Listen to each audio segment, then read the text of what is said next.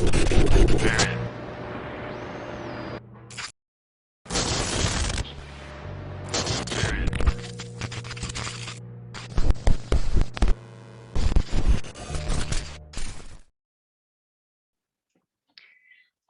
everybody. We're here for our keynote on children and young adults Gothic stuff with Julia Rand. And Julia is a principal lecturer in communication at Bournemouth University, where she teaches on various courses, including BA English and MA English and Literary Media. Her main fields of research are the Gothic, comics, and children's literature. She's one of the editors of the peer-reviewed academic journal Studies in Comics, as well as one of the organizers of the annual International Graphic Novel and Comics Conference. And she's also one of the editors of the book series Encapsulations from Nebraska University Press. Besides publishing numerous essays, she's published monographs, Gothic in Comics and Graphic Novels, A Critical Approach in 2014, and Gothic for Girls, Misty, and British Comics in 2019. She's also an author of short comics that have been published in anthologies and fanzines so far. The titles are Doll Parts, with art by Catriona Laird, The Haunting of Julia Round, with art by Letty Wilson, and Borrowed Time, with art by Morgan Brinksman. So, you've been focusing your research on children's literature, the Gothic and comics. So how were these interests born and how they developed through time? Why do you think they represent relevant topics for academic research? Thanks, Anna. And hi, everyone. Thank you so much for inviting me to do this. I'm just going to share a few pictures while I kind of talk, because I think a lot of my research in all those areas actually comes from a really personal place. And I'm going to start maybe with the Gothic angle of it, because I think that goes all the way back to my kind of misspent youth and my teenage years, where I was absolutely a goth, and I sort of came to that through the music side, but more the kind of rock and industrial kind of music. So it's all kind of started with Alice Cooper, and I've got a little $1 Billion Babies kind of album cover there, where Alice, of course, duets with Donovan. There's a kind of really weird sort of contrast in their two voices on this song, and bands like Nine Inch Nails, who are kind of very industrial, but with a real sort of high and low in their music, a real kind of variation. And for me, that's kind of the appeal of Gothic more generally. I think, it draws together these sorts of dichotomies and these sorts of contradictions. It kind of has got kind of ideas of, horrifying surface, but also hidden depths to it, things that are, secret and obscured, but also kind of quite explicit and confrontational horror. I like those sorts of contradictions, and I like the history of Gothic around those contradictions.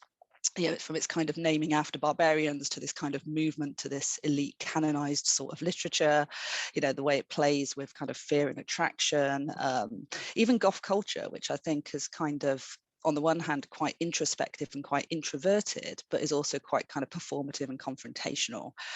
So it exists on the borderline, I think, and a lot of its archetypes sort of do too. It's got all these symbols that I think are really kind of rich to sort of look through. So that was kind of the appeal and the starting point for me. But I kind of started thinking about this as in my interest in Gothic wasn't just because I was a sort of surly teen as well. It also came from a lot of the children's literature that I think was given to me. And I've got a vast range of books here, which I'm not going to talk through in any great depth, but I'm kind of struck by how, even when I was growing up in the kind of 70s and early 80s, a lot of the classic children's literature that I read kind of had these quite isolated protagonists who might discover these kind of strange new worlds, and or some kind of fantasy land, and often some quite sort of Gothic tropes attached to that. Even quite unexpected writers like Enid Blyton, who is probably more known for like adventure and mystery stories. There's a lot of kind of old castles and isolated islands and peril and people being trapped in these kind of tales. Even writers like Roald Dahl, who are kind of known for their comedy, have this kind of grotesque, anarchic, quite terrifying sort of aspect. So I studied children's literature as an undergrad, and I became really interested in it. the complexities behind it. Like every sort of short form writing, I think it takes quite a lot of skill to distill something down into a format that will entertain and keep the attention of young children. You know, there's an economy of words and of concepts there. You have to make things accessible, not necessarily simpler, but accessible and understandable. And a lot of the children's lit structures, I think, underpin adult tales as well, if we're thinking about fairy tales and archetypes and stuff like that.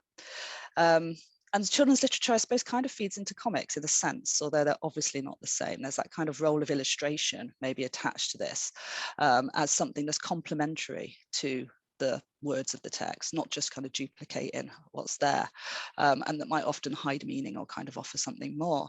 And so my way into comics kind of came from children's literature, I suppose, also came from my kind of gothy teenage bad attitude. I kind of very much, the first comics I read were DC Vertigo, given to me by my younger brother. And I was really attracted to Vertigo as a kind of rewriting of things that I was really interested in, you know, in terms of fantasy and myth and stories along those lines, but also as I think the initial kind of launch of Vertigo, there was a lot of horror within it. So Sandman, which is kind of remembered as this kind of mythological storytelling machine, actually, you know, the first two trade paperbacks are really horror focused. They adapt a lot of kind of British horror film images, and make reference to some quite kind of gnarly situations. Other titles like Hellblazer and Preacher, you know, they've got kind of magic and darkness, and Preacher is, you know, an exercise in body horror amongst many other things. So some really interesting sort of stuff going on there. And I suppose for me, it all starts to kind of come together and sort of interrelate to each other. And so what my work now tries to do is sort of to use Gothic critical theory to understand how stories are told in comics. And so I kind of published a book about this back in 2014, my first book, that kind of drew comparisons between the two things from different angles, looking at the history of comics and Gothic, analysing kind of shared points of censorship and things like that, and, you know, similarities perhaps between their cultures and the way that archetypes that we might think of as Gothic have developed in the comics form, like vampires and zombies and so on. And I also use kind of Gothic critical theory to look at formal comics theory, you know, bringing in kind of ideas like haunting and excess and decomposition, and using them to understand how the way that stories are told to us in comics work. But I'll say a bit more about that later, maybe. But my current work kind of brings it all together even more, I think. I'm looking at children's horror comics, particularly two British comics called Misty and Spellbound that were published in the 70s, which were a really kind of interesting thing for me to delve into and find out about. Having been kind of inspired by the work of loads of other scholars like Chris Murray and Mel Gibson and Joan Ormrod and Paul Gravett, and spoken to a lot of creators. And I kind of became quite obsessed with Misty in particular, and sort of started wanting to share it with everyone, because I found so much that was worth studying in this particular title.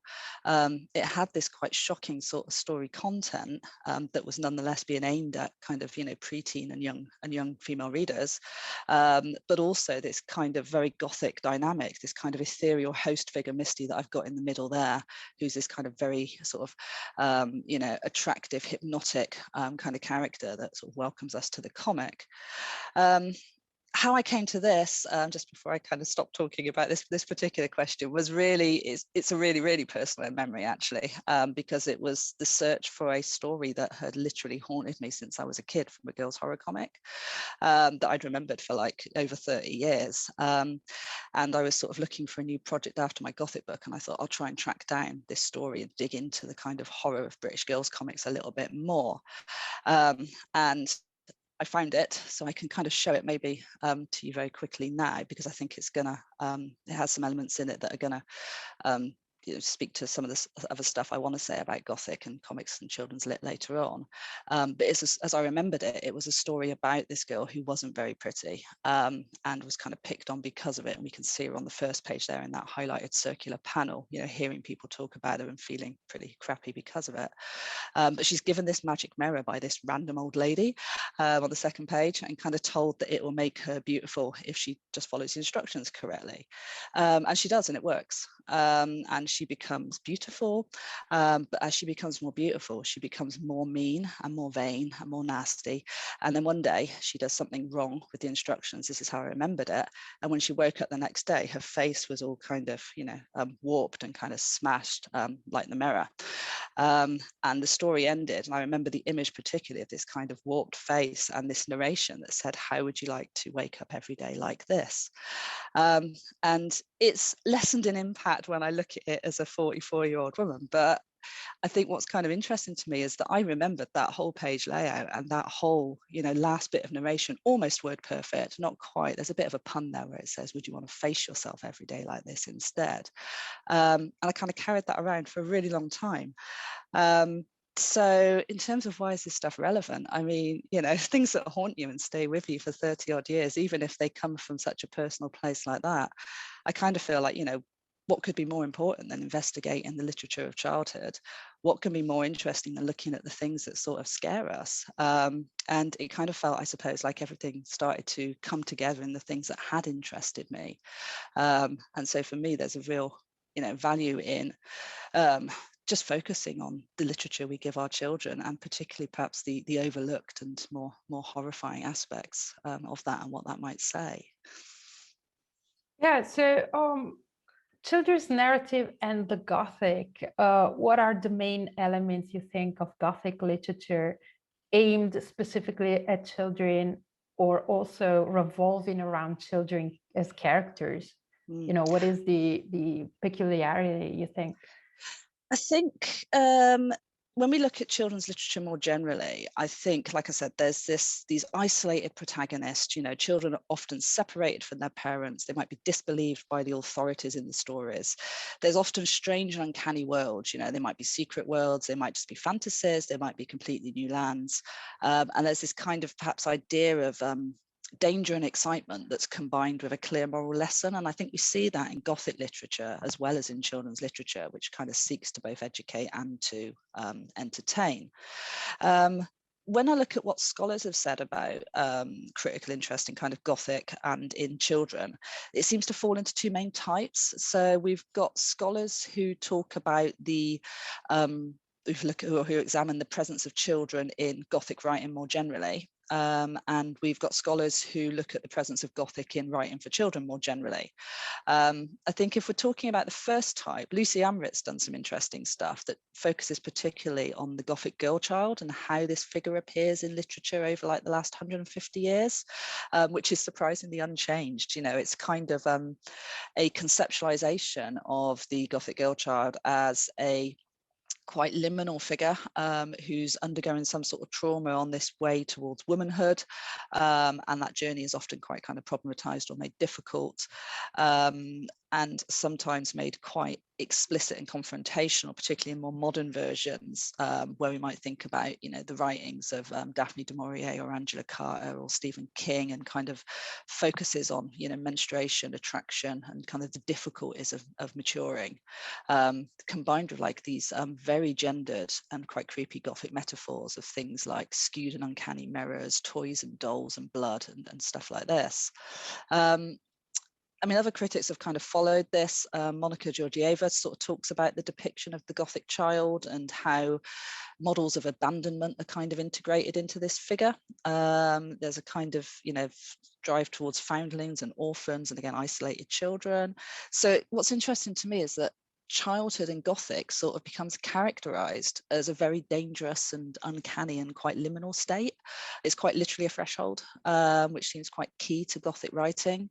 And Lucy Amrit points to this Victorian belief that girls, prepubescent girls, were particularly close to the spirit world and kind of possessed these creepy and telepathic clairvoyant powers. So suddenly all these evil children who pop up in Gothic literature kind of make a lot more sense.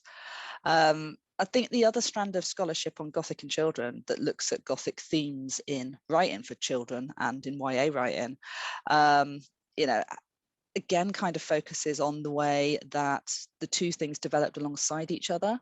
and the shared themes that they have, tending towards moral lessons and identity exploration in particular. Dale Townsend kind of does quite an interesting study of the historical relationship between Gothic and children's literature, and argues that these two are very much intertwined, because nurses and carers kind of habitually told folk tales, and this led to the creation of children's literature as we know it, a more improving sort of children's literature, a classic children's literature. But that kind of scholarship has also suggested that, removing all these kind of creepy ghosts and goblins from children's lit was not a good idea necessarily either. And, instead has kind of argued for the usefulness of Gothic children's literature, saying that, teenagers can identify with kind of outsider figures, with the monstrosity perhaps that we see in Gothic. So we have so many kind of sympathetic monster stories perhaps at this stage. And a kind of trend for these sorts of non-standard archetypes that's appearing in more recent teen Gothic. So I think, Gothic children's literature often kind of expresses these traumas of growing up and kind of these fears about the world around us. And I think we see this again in Misty. We kind of have the character sort of inviting us to enter the comic. Kind of, this is the inside cover, and she's sort of literally talking to us in a letter at the start of every issue, and she frames it very much as a journey to kind of join her somewhere elsewhere, and there's lots of sort of references to the body within that, and the physical properties of horror and terror. Things are breathtaking, they're spine tingling. She kind of says, look behind you. And in Ever Welcome, she's very focused on us taking her hand and stressing that she is near, she's beside us. So there's a real physicality kind of pervading this experience of Gothic for younger readers, I think. And in this instance, the experience of reading this comic book Misty, very much the experience of crossing a threshold, of going into this new land. I think as well, there's a lot of stories that perhaps can be read as kind of metaphors for puberty. And this is another of my kind of favorite sort of comics stories that I've studied from Misty. It's called The Cult of the Cat, and it falls into one of the two types of serials that we saw in Misty quite a lot. So alongside the kind of cautionary tale thing like Mirror Mirror that I showed at the start, there's these kind of longer serials that are all to do with young female protagonists on a sort of Gothic journey who develop some sort of problem. It might be a kind of uncanny ability like telekinesis, or some other powers or visions or telepathy or something that's bothering them, or a mysterious magical object that kind of throws their world into disarray, or they might find themselves kind of trapped in a sort of unhappy situation, whether it's a new family, a school, or even an alternate world. But in both these serial narratives, they're about protagonists accepting or overcoming some aspect of themselves to try and integrate into this new space, and that underpins a large proportion of all the stories we get in these British girls comics. So in this Cult of the Cat example, which I've chosen just because it's kind of crazy, we have schoolgirl Nicola Scott, who is picked, has the destiny of kind of being the chosen one of the cat goddess Bast. And it's a story that cuts between kind of Egypt and England, as the cult of the cat in Egypt dispatch a messenger to go and awaken Nicola, which seems to basically involve kind of following her around and creeping her out quite a lot. She places a cat ring on her finger while she sleeps that Nicola can't remove, and then Nicola starts to develop what she feels are like cat-like traits, like fear of water and great agility and stuff like this. And basically she becomes terrified she's turning into a cat. And she has nightmares about this, and throughout the whole story we're not really sure whether the cult is kind of a threatening presence or if they're like on Nicola's side. So it's this story of kind of increasing tension and fear, as Nicola kind of worries about what's described as this slow, frightening cycle of change that is happening to her. So there's two things that strike me about that in terms of how Gothic is framed for children and young adults. The first is that we can absolutely read Nicola as this kind of persecuted and pursued Gothic heroine. She's in flight, like literally throughout most of the story. She's got these special qualities. She only slowly realizes her true identity, and she's chased by kind of seeming antagonists throughout almost all of the tale.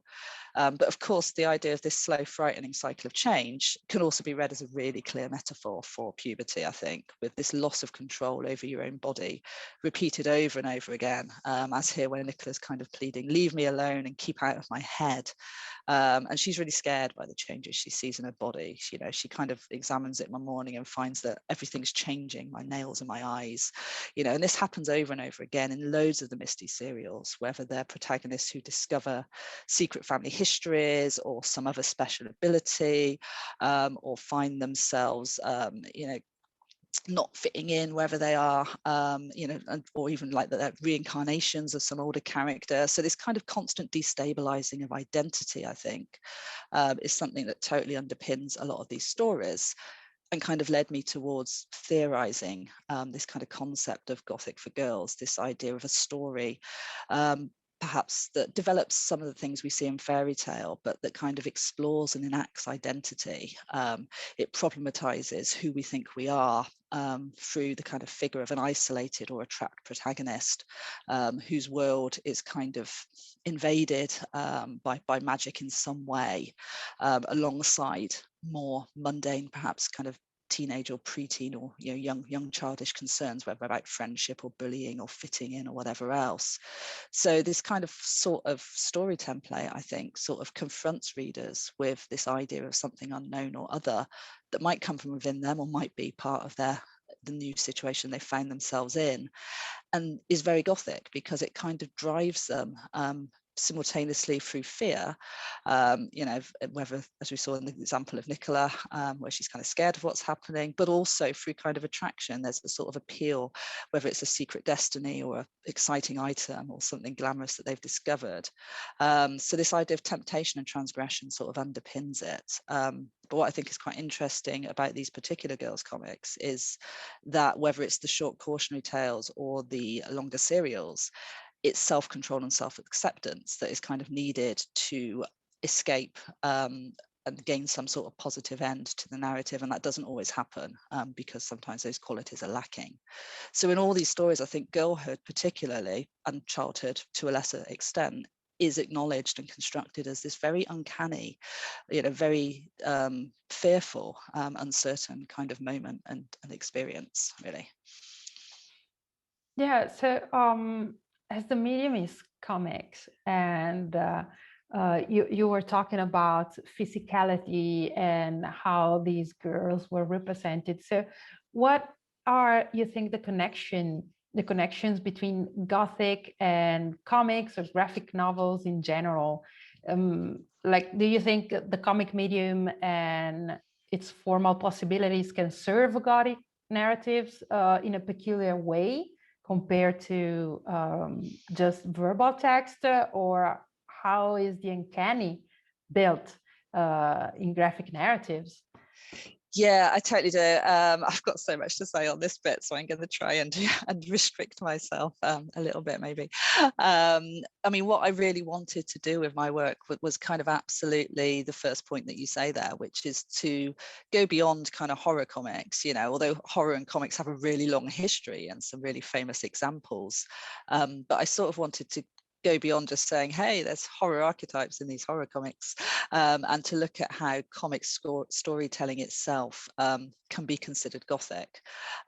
So to do that, I kind of drew on a lot of existing work by very better formalist scholars than me, people like Scott McCloud, who tried to articulate this theory of how comics work and who spoke about kind of how they use time as space on the page, as space is used to convey time passing within panels and as we work through the page. McCloud also talks about closure, the work that the reader does between panels, where we've got to imagine events based on what's in the surrounding shown stuff on either side. And he classifies lots of different panel types based on how they word and image relate between them, noting that these can kind of be quite complementary and supportive, or they can be really contradictory and quite difficult. And Charles Hatfield was another scholar whose work's really interesting to me here. He talks about tensions that underpin comic storytelling, things that create meaning, including, the tension between word and image that might contradict each other or might support each other, the tension between a sequence of events as opposed to the image we might get when we look at the page as a whole, the effect of kind of seeing images in series rather than seeing them on their own and isolated, how that might change their meaning and offer, you know, a doubling of meaning in some way, and the experience of reading as opposed to the half narrative or the material book that we have in front of us. And finally, Thierry Gronstein was the third critic whose work I kind of drew on extensively to look at comics as a Gothic storytelling device. And he approaches the page as this kind of collection of interlocking elements, and says that on the page, all these different visual things interact with two main processes. You know, one is gridding, how the page is broken up spatially, and the second one is braiding, which is the relationship between any panels that's supplementary in terms of meaning. And if we bring those ideas together, I think we kind of see that formalist comics criticism often kind of talks about three things, you know, the space of the page, the interplay between word and image or other things on the page, and what the reader is doing. So what I wanted to do was kind of combine all this and build on it and argue for this critical model of understanding comics based around these ideas, and reimagined using Gothic notions. So the concepts of haunting and of excess and of the crypt, which, you know, as Jacques Derrida tells us, is something that's kind of hidden and internal, but of course we know what's inside there. It just might not be something we want to see. So I kind of talk about the layout of the comics page as a kind of haunted place where things all coexist together, where moments coexist, and within which we often see Gothic processes of doubling and mirroring. You know, we often see like symmetrical page layouts and things kind of duplicated. The second part of my model kind of talks about all the different combinations and subversions of perspective that are possible, and describes this as kind of a Gothic excess, you know. So we might have really abstract style, or we might combine a kind of disinterested, extra diegetic narrative voice with the first person point of view of a character, you know, and then finally the active role of the comics reader, you know, who must enter this kind of encrypted space between the panels and define what's actually occurred there, which is something that actually can only take place historically. It can only take place once you've moved past that panel onto the next one. So it only exists in kind of memory, in backward looking thoughts, which of course is very Gothic. I had loads of examples of all these kind of different aspects, but I'm really conscious of time. I mean, I'm thinking about kind of temporality on the page as, you know, something as this kind of co-present and static structure that we move through and experience sequentially. And, you know, the echoes of past and future are kind of used here to emphasize key moments or themes. So things like false panel borders, like in this example on the left from Hellblazer, are quite interesting. You know, or on the right, we've got this double page spread from Misty, which again deviates radically from this idea of a standard grid that might underpin the page. So you get this kind of sense of wild and uncanny sort of visuals, and perhaps borders are broken and so on. I also talk, as I said, about kind of excess and embodiment, you know, the idea that we have these contradictory moments going on. So, you know, we could have doubling perhaps, well, you know, conflicting information being given to the reader. I think in comics, it can be overwhelming. We're given this constantly moving perspective. One second, we might have this long distance shot, and then the next, we're given a character point of view. And things like the interplay between word and image kind of totally contribute to that. So for an example on the left, you know, Tulip in Preacher is kind of talking about something, an event from her past, and what she says completely contradicts what we're being kind of shown there. We have kind of stylized image and text, like the thing from Arkham Asylum in the center. And we have a really mobile perspective, for example, in this page from Preacher on the right, where we kind of move through all these different shots in a scene that is taking place within a single character's memory. So, you know, should really just be drawn from his perspective, right? And at sometimes kind of removes all background and all, you know, borders and so on. And we can also be positioned in, you know, various kind of embodied moments in the text, whether as a kind of monster or a victim, as in these other two examples here. And the work the reader does, I think, you know, doesn't just take place between panels. It takes place in terms of interpreting what's happening in the panels as well, you know, and perhaps identifying moments that might be obscured spatially, as in this scene from Death in the Family, where things are excluded from the panel. The kind of impact blow of the Joker's crowbar there is excluded, not in terms of time, but in terms of space. It's, you know, it's literally cropped out of what we're shown. So what my model tries to suggest really is that there's lots of techniques available to the comics reader to convey their story, and they might not use all of them, but they will use some of them. And when they use these techniques, I think is significant to the story being told. So looking at what's used and where it happens helps us kind of understand how the story achieves its effect, which I think is, you know, is a really Gothic kind of process. I've got a few different examples that show how we might work when we bring it all together. So this kind of page from the game by Neil Adams, which reveals the ways in which he uses, you know, the comics medium to create atmosphere and to really stress the central motifs of the story. So the layout of the page kind of really stresses this image of the bed as this central location and the conjurer of the kind of uncanny content that happens in this story. It appears at the center of the page, it breaks the panel borders above it. It appears again at the bottom right, where it's kind of shaded to kind of, you know, catch our eye, and of course its size really emphasizes it there as well. There's other haunted spaces on this page. That first panel running across the top has fake panel borders. We've got the branches of a tree used to you know, create this illusion of different panels that a character is moving through, but actually it's just him replicated in the same picture of the tree. We've got the kind of Gideon angles creating this sort of sense of mirroring in the interior of the house. The floor is sloping off towards us. The panel borders are angled and bizarre. You know, we've got this bizarre kind of disembodied perspective where we seem to be sort of hanging in space looking at these images. And language is also used to kind of emphasize the uncanny nature of the page. You know, the bed again is introduced with our protagonist Jamie's statement, you know, empty, no walls, nothing except for that. So it becomes a kind of nameless thing with this sort of uncanny potential. So I guess I'm suggesting if we approach the comics page with these sorts of ideas in mind, we find that every page uses one or more ideas to kind of enhance its message. And it doesn't just happen in horror comics, you know, it happens in really lovely fluffy comics. And I won't spend as long talking about this one, but I kind of thought I'd present a completely different example from the Care Bears comic, which was probably the nicest thing that I could think of and the most unexpected thing to appear in a PopMech Gothic keynote, where again, we've got the Gothic potential of comic storytelling being used to reinforce the direct address of the message to the audience. It's a story about how Eleanor discovers there's good news all around her, you know, when she doesn't think there is, basically, and she has to write this story for a homework assignment.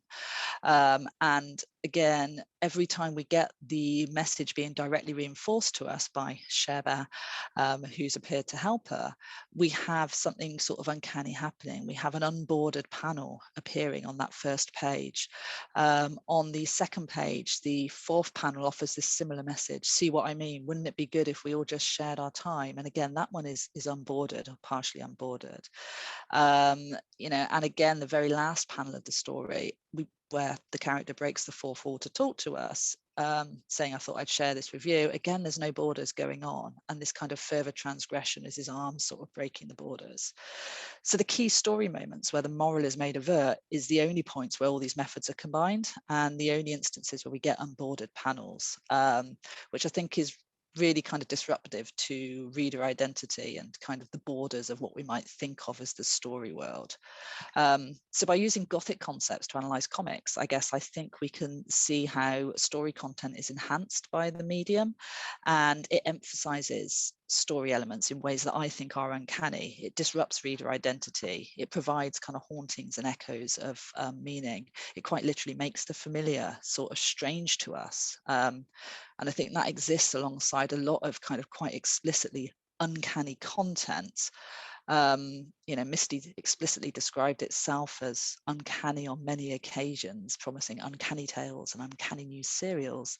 But many objects revolve around this idea of a familiar object that is made strange to us. And one more example very quickly on this would be this story Roots that appeared in the very first issue, where our protagonist goes to stay with her grandfather, but soon notices kind of uncanny things in his village.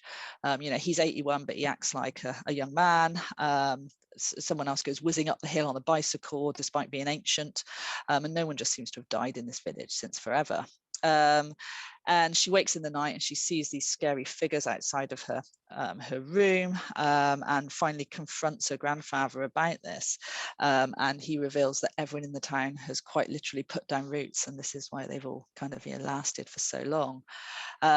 So it makes kind of excellent use of the comics medium. Again, it takes place after this turn of the page. There's shadows and composition kind of emphasizing her reaction and the leg. And actually it was deemed kind of so scary that they wrote in this final reassuring panel at the end, where she kind of decides that she's fine with all that and she's just going to stay in the village.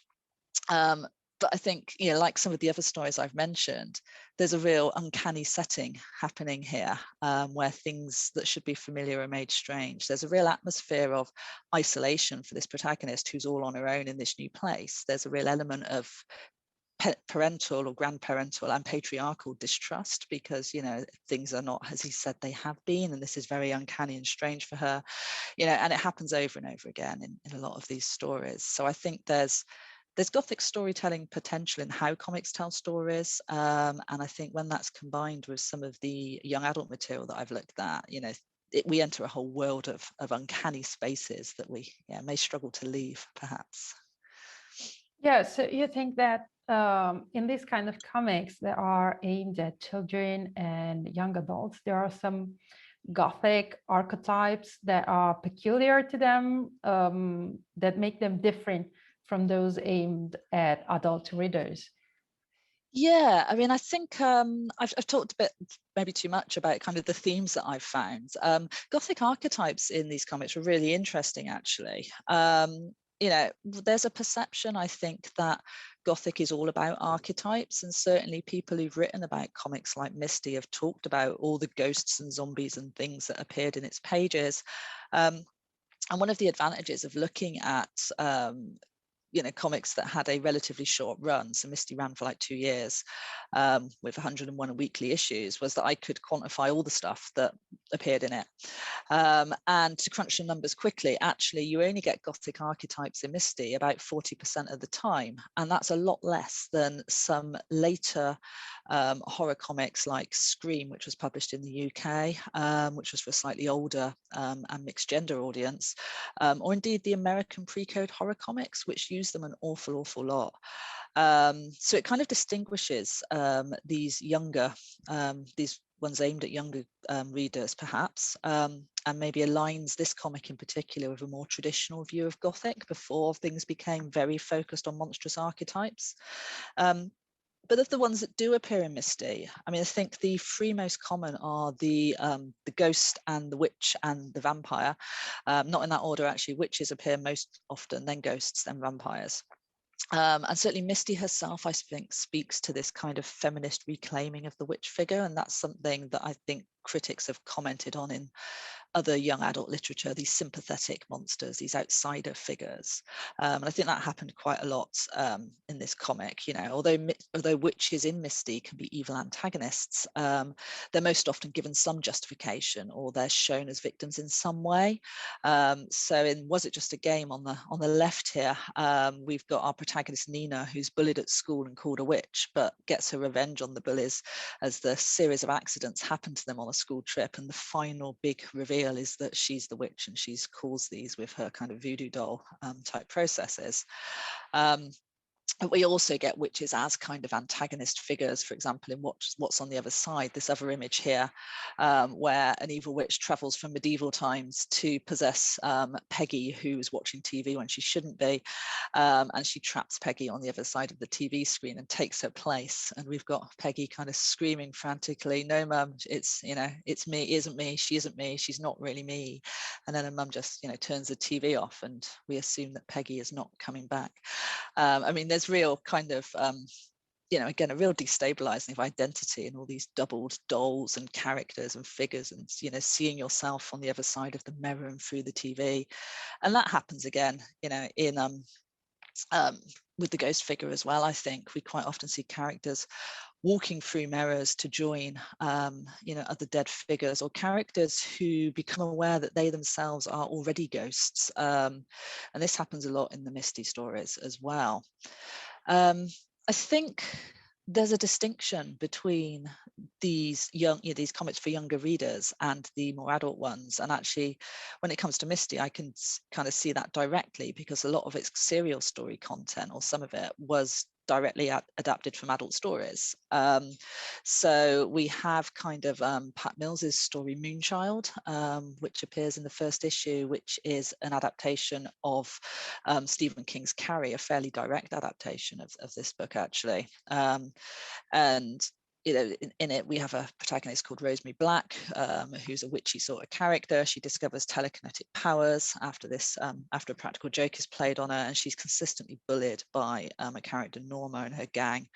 Unlike Carrie, which ends with a kind of bloody and dramatic prom night, it ends with a birthday party for Rosemary, in which they kind of give her mean gifts and spray her with paint and a disgusting cake and so on. And then it sort of goes full Carrie, as you can see in this middle image here, as she kind of rises up, and we get this perspective again. We're put alongside the bullies here, kind of carrying away from her.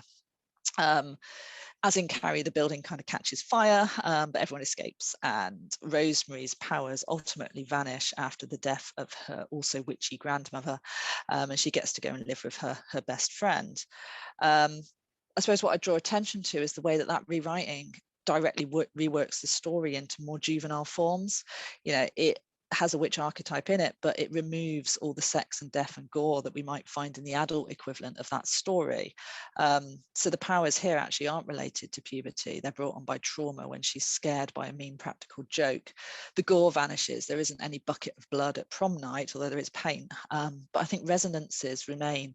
We've got Norma's gang deciding to throw this party for Rosemary and chanting shame, shame, rather than plug it up. So we've got this kind of animalistic bullying and mob mentality that's so striking in Carrie. And finally, the tragedy, I think, is removed here. Rather than Carrie White dying, we have the story sacrificing the outsider rather than the protagonist. So Rosemary's grandmother dies, trying to save Rosemary, and this enables her to move on, but we've still got this tragic overtone at the end, as she kind of says she's got what she wanted at a terrible price. And this happens in quite a few of the other serials that have been adapted from adult stories, or that pick on or that exploit more adult kind of Gothic archetypes. So in many ways, I think the content of this Gothic for Girls type stories, does speak to common ideas and archetypes that underpin the female Gothic, particularly when it comes to things like witches and ghosts. Women has often been described as this spectral presence in Gothic, but it's always modified for the kind of relative world size and couched in ways that are acceptable for preteen readers. So gore and horror might vanish, though ambivalence and unhappiness and even quite a lot of death, I think, does remain in the stories. Perfect. That was absolutely intriguing, and actually gave me, I don't know, I would like to deepen myself this kind of topics, because it was very, very interesting. I think maybe now we can pass to the Q&A session. Sure. And let's see if our public has. Shall I stop screen sharing, do you think? Yeah, maybe. Yeah. Just so that we can see if anyone has questions for you. We have already one, Monica. Yes, hello. Hello, Julia. Thank you very much for your talk. Please let me know if you can both listen to me well, because I think my internet connection is not stable. So at this point of the question, I might just disappear or something like that. As you know, the aim of this conference and of this collective is studying American popular culture, and I think you've touched upon this issue. But in this broader topic of the Gothic, we always tend to be a bit comparative because of the 18th century beginnings of the genre. So I know you've mentioned some things, but can you just in more bullet point terms, sketch a bit of the differences between British comics, which I think have been your work focus in the previous, like in the recent past, and American Gothic comics. Yeah, thanks. Yeah, I did sidestep a bit. I think because I am so obsessed with Misty and I want to share it with everybody. I mean, it's a great question, and as I've looked so closely at things like DC Vertigo and stuff in the past, I should have really great detailed answers for this. But it does kind of give me pause, because there's so much sort of nuance in different genres and different publishing formats and things like that. I'm very wary of kind of making claims that all American comics are like this in a particular way, and the same with British comics. I found some really unexpected similarities between the British comics industry and the American one when I looked at Misty. The British comics industry had tons of titles and was really dominant for like 30 years. But what I hadn't realized was that we had our own sort of big two publishers. We had like DC Thompson and IPC or Fleetway, and it was the back and forth between these that really pushed the stories to new depths or new heights even. And I think this is something that happened in American comics as well. So I think there's a kind of a lot of hidden sort of industry similarities there, perhaps. I mean, DC Vertigo are obviously really famous for headhunting British talent in a process that a lot of people have called the Brit Invasion, where writers primarily, but some artists were kind of taken from the stable of 2000 AD and other comics to breathe new life into American superheroes and to kind of new formats in the late 80s. There's this kind of perception that some sort of innate Englishness or critical distance sort of refreshed and improved the superhero and other genres in some way. Although I've written on this in the past, I now find it a bit problematic because it describes it as quite a one-way process. There's no account of the kind of American influences in British comics, which totally exist. Chris Murray's done a load of work on the British superhero. And actually, a good thing to do for me might be to flag up the work of two younger scholars that I know of more recently. So Kelly Kanayama, who's just got her PhD, has written about transatlantic narratives and exchange. So the processes of back and forth between these two industries, looking at work of people like John Wagner and Garth Ennis and Grant Morrison, and kind of saying that it demonstrates a sort of paradoxical but ongoing fascination with both the energy but also the inauthenticity of the American superhero and how that's progressed, and the kind of American sort of pop culture, so that she conceptualizes this very much as a sort of two-way street, and she uses quite Gothic concepts like hauntology and simulacra to analyze how the superhero is being depicted. And Olivia Hicks, who also recently gained a PhD, writes about comparisons of the teen superheroine between British and American comics. Again, kind of focusing on key case studies and sort of challenging this idea of the superheroine as something innately American, pointing to the given, the ebb and flow between both countries and how these characters fed into each other, how this Supergirl figure in both instances is a kind of quite unstable construction of sort of whiteness and imperialism and stardom and the limitations of gender, and kind of liminal threshold sort of age, and also kind of queerness, who sort of threatens patriarchy even as she kind of upholds it. So again, there's something quite kind of Gothic about that sort of contradiction to me. But if I was going to do something a bit more precise based on the horror and the things that I've looked at, I think both countries have felt the resonances of the Comics Code very strongly, in terms of how they've handled things like horror since 1948 to 1954, and this has been again studied by tons of scholars in terms of the global impact of that. But certainly it came across in the stuff I looked at, which was never really labeled as a horror comic. It was a mystery story paper, and I think that was quite telling. It was kind of drawing on a more acceptable idea of Gothic to give to young girls. and even its story titles in comics like Misty and Spellbound, very low usage of Gothic language, you know. We didn't get kind of lexis of horror and fear and so on all that much. And it weirdly never attracted much controversy, despite having quite shocking content and quite a strong sort of presence of death.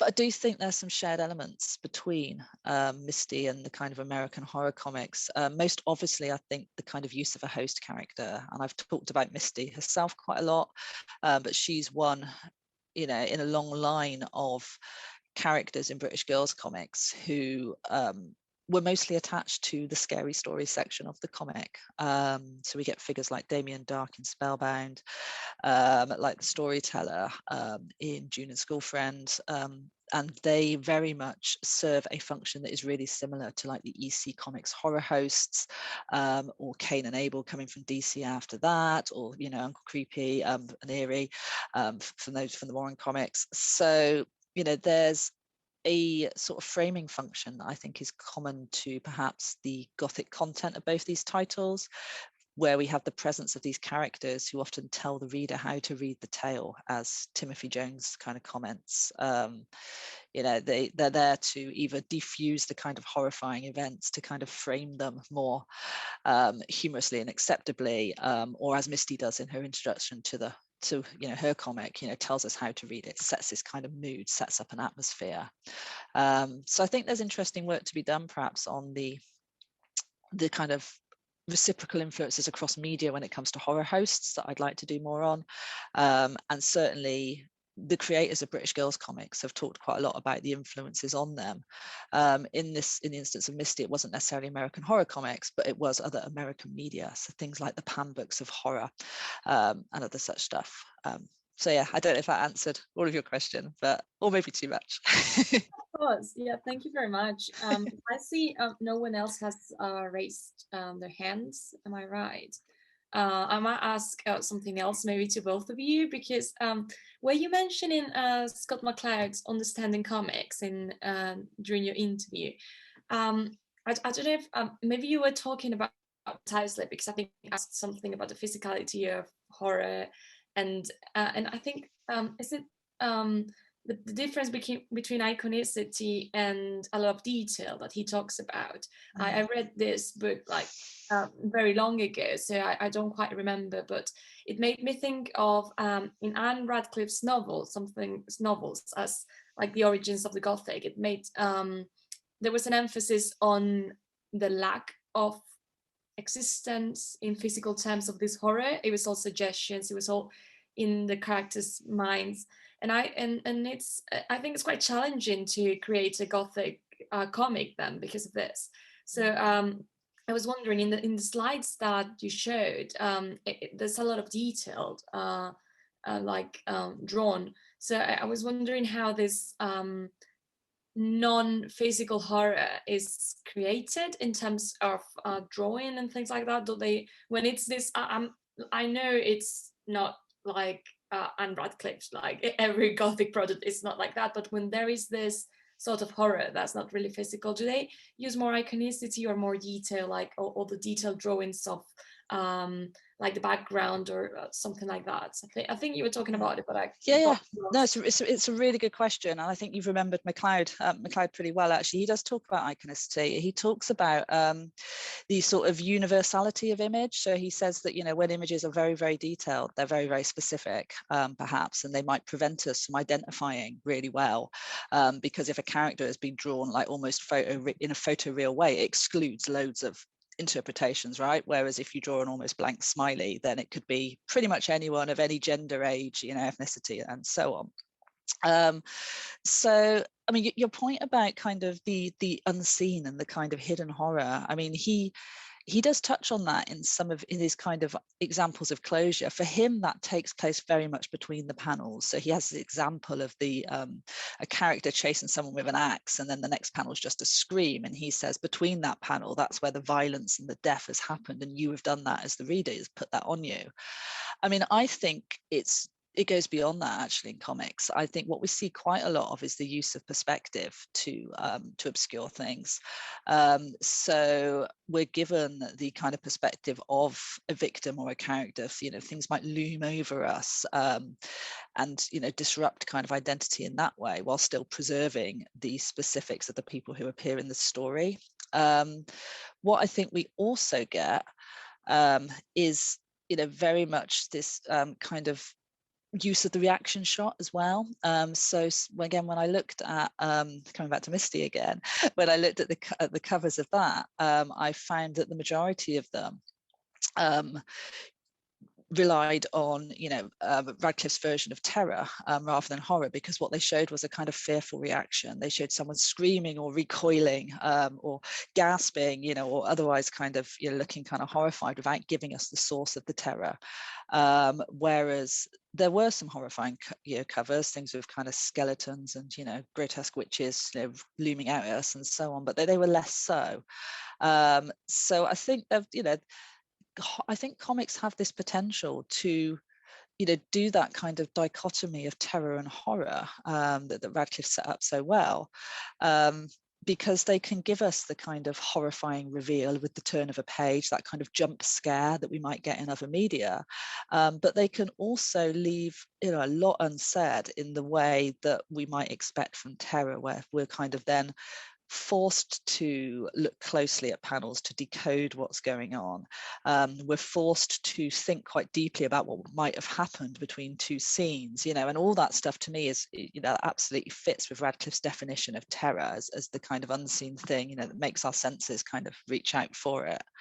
So yeah, I think they have, you know, they have the potential to do both. And I think, like most good Gothic and horror texts, you know, it's never one or the other, is it? It's always a, you know, a pendulum swing between the two, the build-up of terror and then the reveal of horror. And I think they have some really useful strategies for doing that. Yeah, thank you very much. I think you've said something very interesting that I never thought about, which I don't think MacLeod mentioned, that is the turning of the page. Like, regardless of the edition, I think, I'm not an expert on comics, maybe you can correct me here, but the layout is always the same. It's not like in novel that maybe some different parts can change, but if there's 6 panels, it has to be like this, like they are designed so that doesn't change, or? No, you can do whatever you want, I think. I think we're definitely at the stage where, you know, layouts can be incredibly dynamic. And actually, for me, I think there's an underlying logic, like where we'd expect rows and columns, right? That might be 6 or 9 panels. Oh, no, that's not what I was asking. I meant that if a certain design is meant to be on a page, it has to be like that. There cannot be a transfer from page to page. Usually when they republish them, they I see. the... Yeah, sorry, I'm with you. Sorry. So yeah, the right-hand page must always be the right-hand page. Yeah, sorry, that does make more sense to me. Yeah, absolutely. Yeah. It's always like that. Yeah. Mm-hmm. Yeah. That makes a lot of sense in terms of, the horror or the terror that is created depending on when you turn the page and all those things. Yeah, it puts us in an interesting position now with kind of things being written simultaneously for web publishing and also for, you know, for actual print publishing as well, because obviously web publishing is more what MacLeod has called, rightly or wrongly, the infinite canvas, but it doesn't have that page turn. Suddenly we're more about a lot of them are laid out as a kind of vertical drop, you know, where it's just an ongoing scroll. And that's really interesting, because then you have to try and transfer it if you want to publish, you know, as well. And that can cause it some really interesting tensions and changes, I think. But I think at least, well, as I really love good looking comics, like when they're gorgeous, you know. And I was thinking, now that you were talking about the turning of the page and stuff, I think sometimes it's also when they are in color. The color is also used sometimes to stress some specific feelings, I think. Yeah, no, I think that's absolutely true. I think, you know, color for me is a big part of artistic style. And yeah, I think, you know, obviously we've got the kind of all the usual connotations of particular colors, but also the kind of the textures, you know, how people have chosen to color their comics, and that to me is kind of really interesting in terms of how they are produced. You know, there's some beautiful kind of you know, purely penciled comics is obviously rarer, but you know, it's where things suddenly become much more kind of pastoral and, you know, kind of ethereal because of that. I'm thinking again about the end of things like Neil Gaiman's Sandman series with pencils by Charles Vess. You know, we have kind of very digital, very blocky kind of colors, you know, on the work of other artists on that series like Mark Hempel. You know, so not just the print process, but also the process the artist has chosen, I think, as well as their kind of color palette, you know, whether it's kind of heavy hatching or whether it's kind of lightly shading, I think, you know, can really, yeah, really change things. Yeah, I mean, I think at least in some comics that I've been working on, I realized that quite often there's, for example, green palettes are usually when something eerie or evil or something bad is going to happen, of the kind of bad, I don't know, maybe that uncanny, creepy bad, you know, or red is used when you need to be shocked. And I think it's very interesting. I think it's a really good point. You know, I think we build up this kind of sort of library of signification of colors in our head, you know, and maybe it's specific to single comics, but maybe there's stuff to take out, you know, that applies to more than one title, and kind of trends that, you know, happen at particular times as well. Yeah, absolutely. I think we had a comment. Hello. Hi, I really enjoyed that talk. I'm moonlighting. I should be in a Wikidata conference, and I've been there most of the day, but I've tuned out of that and come along to this because I'm interested in Gothic comics, and I love the Care Bear comic especially. I suppose it was just a comment, really. It's, and don't get me wrong, I do love physical printed comics, and especially graphic novels with beautiful bindings. And I'm thinking like Brian Talbot's Granville ones, which are just beautiful objects. But I do think, thinking of digital. So when you were saying about the kind of beautiful editions of comics, I suppose I'm interested in digital comics and the future of publishing, and I do think it might not be happening at the moment, but I do think as creatives experiment more, there's lots of opportunity, I suppose, with embedded multimedia potential. So I'm thinking game-like elements and embedded video, and I appreciate there's not a lot of it been happening at the moment, but this is what I'm looking out for to see. And I'm just thinking with the Gothic, I could imagine there being some quite, I mean, I'm just even thinking with music. So you mentioned music at the start and how you kind of, and in fact, even your kind of opening one with Alice Cooper and Nine Inch Nails. But I'm just thinking, so even having like background playlists that you could say have with digital editions, or I'm just thinking, imagine if you were a writer and the playlist, maybe your playlist while you're writing the comic, you could then share with your readers and they could open the same playlist and listen to the same tracks.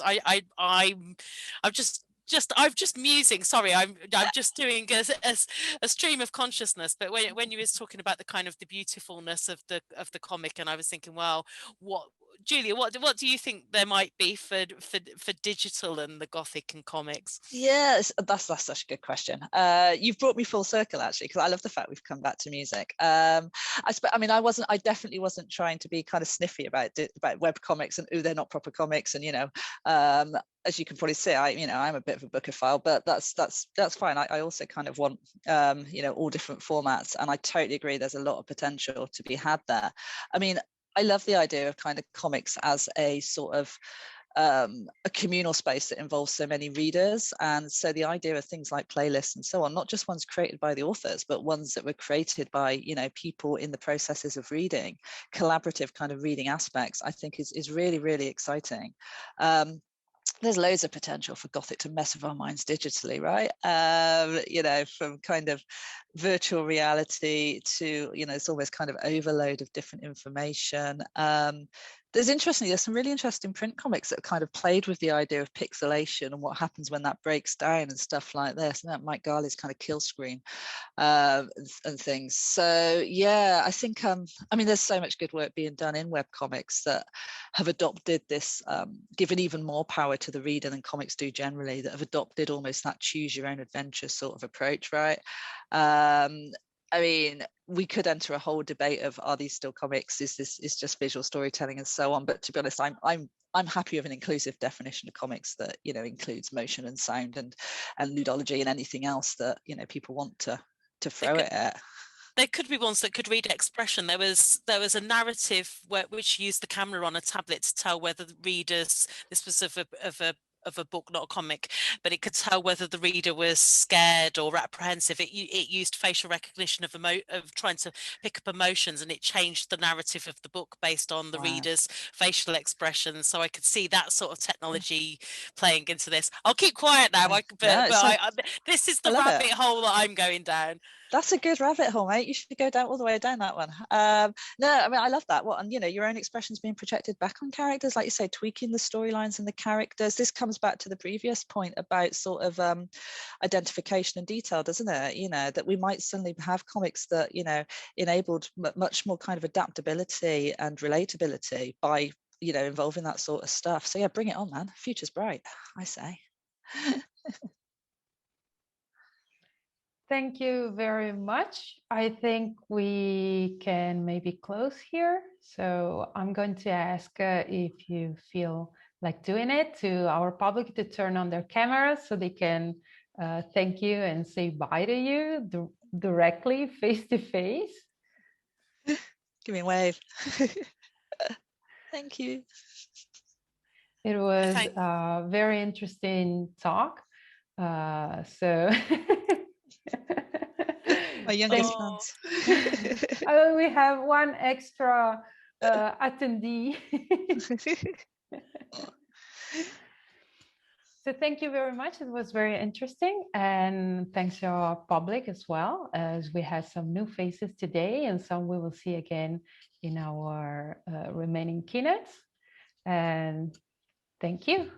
Thank you all so much. Thanks very much for the invitation and for listening.